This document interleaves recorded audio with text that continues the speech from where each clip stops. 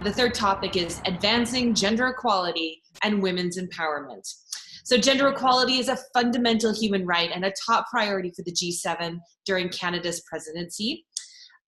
Gender equality and the empowerment of women and girls are critical to building peace, reducing poverty, growing our economies, and achieving sustainability. These are things that we know and are very true to at Women's March. So I'm wondering, I'd like to hear from each of you on what concrete steps the G7 can take to advance gender equality and women's empowerment across its entire agenda, because truly they need to be looking at everything through this lens. This is going to be a hot topic, so if you could try to keep your answers concise, that would be amazing, because I know I want to hear what everybody has to think. And we are going to start in SARAJEAN in Japan.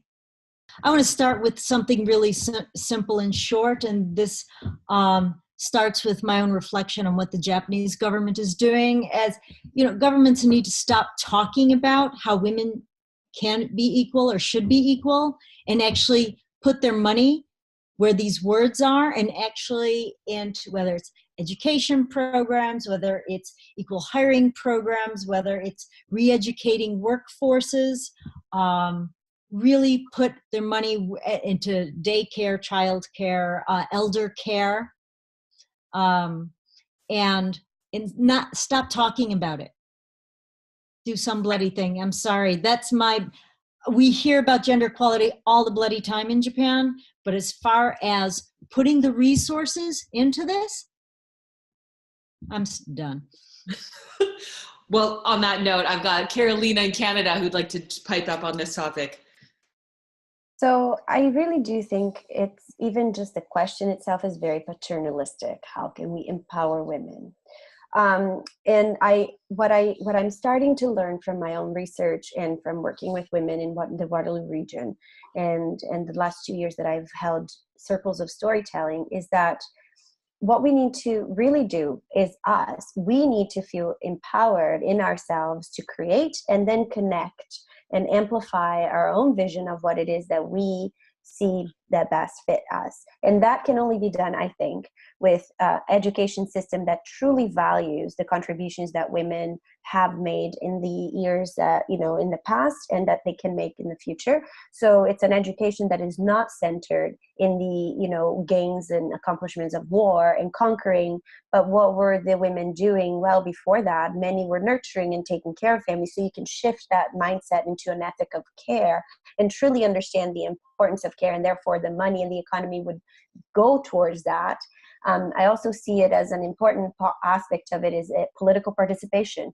I mean, ultimately, we are in a democratic world, so women need to themselves take on the role of leaders, and they have to step up and say, we're going to go and take that on and make policies. We're going to go and be brave, and it's not going to get, it's going to get messy, and it's going to be not so smooth, but we're going to try, and we're going to, make the policies that reflect our vision, that reflect our experiences. So political participation, an education that is centered in what women's experiences are. I also believe that the healthcare industry needs to reflect women's experiences. I mean, for heaven's sakes, to this day, every research that I hear that is new about women's sexuality is almost like it happens by accident. They're studying men and then they stumble into something. They go, oops, the women's bodies are different. It has to be intentional. It has to be understanding that is sophisticated. For example, women orgasm completely different than men. I wonder how many women know that. I wonder how many women know that they actually, women who have pregnancies, they store chromosomes of their children in their brain. That's incredibly sophisticated information about women's health that most women don't have access to. And so when you actually start changing that and you start looking at a lens that portrays women and their experiences through political participation, education, sexual health, and then you can create an economy that reflects all of those experiences. In terms of economy, I mean, we're moving into Bitcoins and blockchain technology. How many women are aware of that? But because you need to be bold to say, I want to sit with that Bitcoin and that blockchain expert, and I'm going to create a coin that reflects these experiences. Like, we need to, go after and mentor, and women need to mentor one another. Because men won't do that. And so that's where I think that's at for me. Love it, Carolina. And I can guarantee you that this is the only G7 panel where we will talk about female orgasms. They won't be doing it. But I'm just saying, it's about health, right? Like it's about. I think it's fantastic. It shows, you know, our unique perspective, right? Which is valuable. Esther, I saw your hand go up.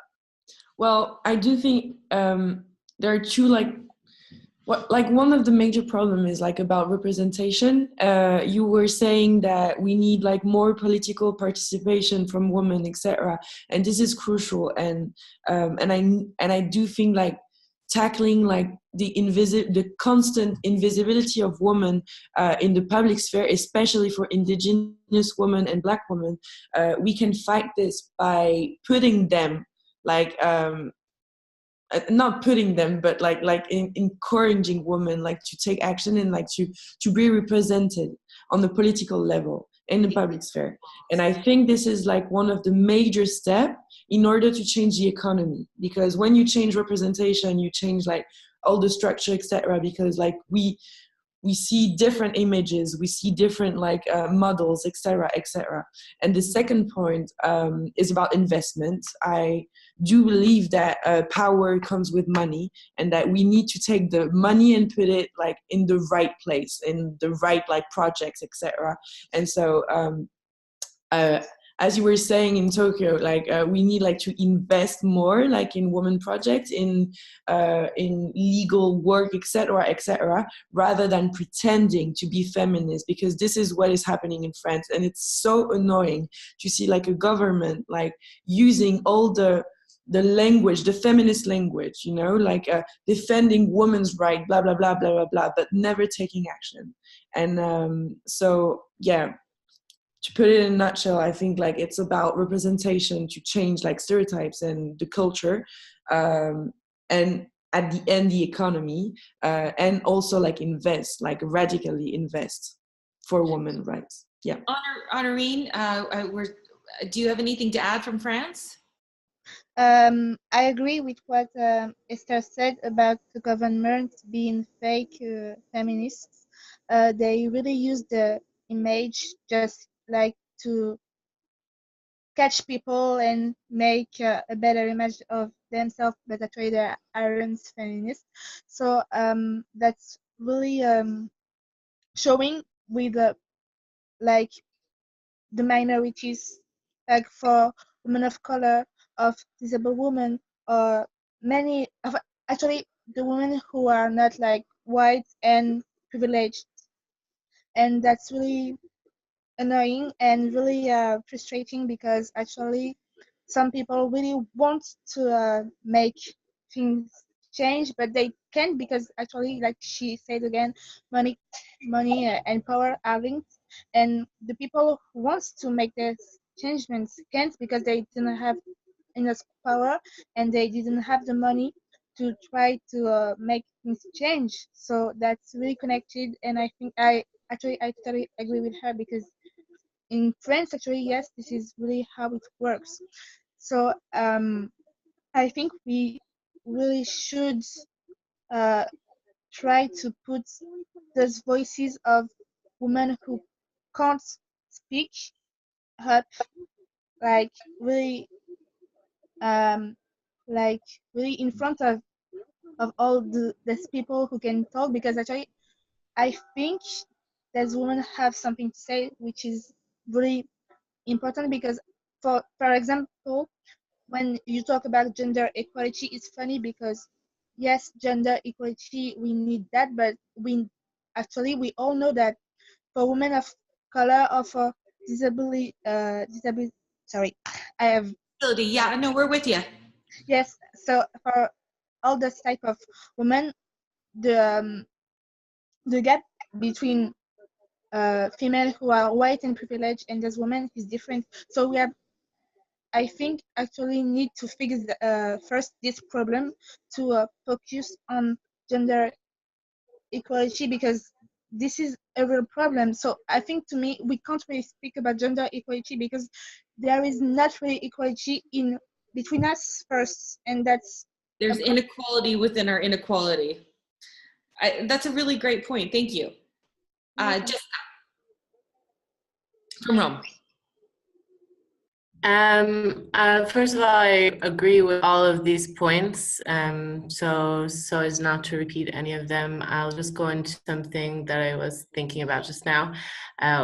As far as marketing towards women goes, I think going off of what Honorine was saying about the money and the resources, a lot of women spend their disposable income on things such as domestic items, cosmetic items, or even more frivolous.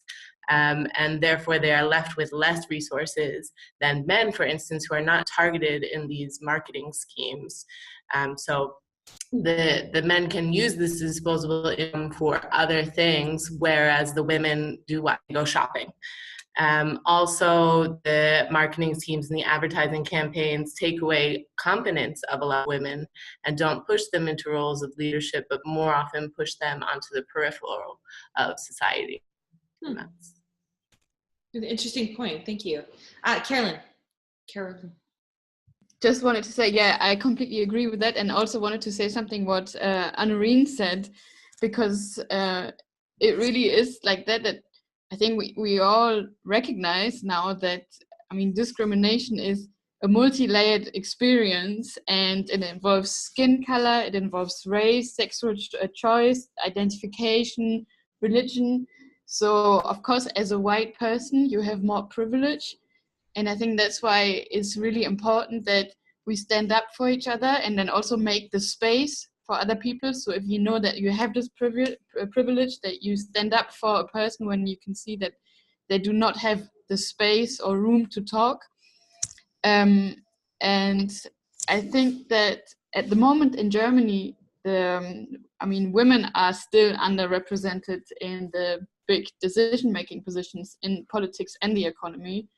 For example, at the moment in the current cabinet of Angela Merkel, there are 6 women and 9 men. And I think this is totally unacceptable. Like, this is really not, this should be 50-50.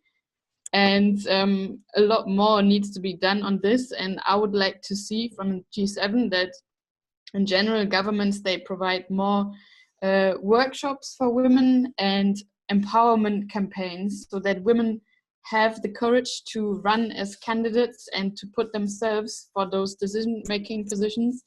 And I think the key thing is also to have role models. Like for me personally, for example, Angela Merkel, she's a really big role model because I see her as a woman who she doesn't really care about what other people think about her, and she's just doing her job.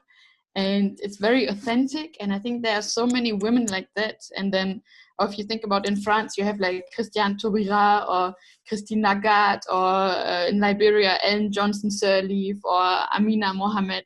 So we need a lot of more people like that, a lot more role models, and I think this will encourage other women to also have the courage to step up. We haven't touched this at all, but even if you look at the Sustainable Development Goals, people who identify as LGBTQ or gender diverse and fluid are not even mentioned. They're completely left out of it, and this is a disgrace. And this is something that needs to change. How many people are going to be dying, continue to die, being targeted at because they identify as something that different from what people think their biological gender is. It's ridiculous. That's something that needs to be addressed. Okay, I have to go to Go for it. Uma, you're back on. Yes, sorry about that, everybody. Just in terms of the European Union and advancing gender equality, the one thing that and Esther spoke to this as well, when the decision was there between Marine Le Pen and Macron, everyone was saying, oh, Macron's going to be an amazing feminist, and fast forward to today, and he's not, he's not advancing women's rights, he's not pushing the most marginalized voices out there. And I think we see this a lot in governments, just generally, that we are still waiting for men to promote women. We are still waiting for men to promote Black women and the LGBTQIA community, and it doesn't happen. And so in terms of policy making, because they do talk about this in the G7, how can we promote or adopt an intersectional lens? The thing is, women usually tend to think very intersectionally.